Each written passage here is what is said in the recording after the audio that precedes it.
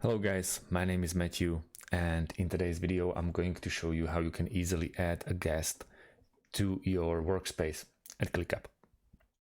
What we really have to do is log in inside of your ClickUp account, and once you do that, we want to pick a project or folder that you want to share with that special guest.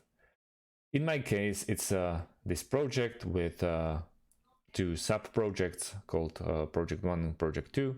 We're gonna click on these three dots of folder settings and click on sharing and permissions. Right now we have to write down the name or the account or the email of the guy that we want to add as a guest. So let's go like this,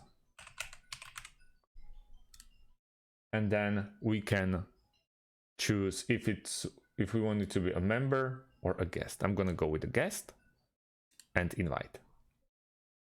Just like that, we invited your friend or your coworker just as a guest. Thank you guys for watching and see you in the next one. Have a great day and goodbye.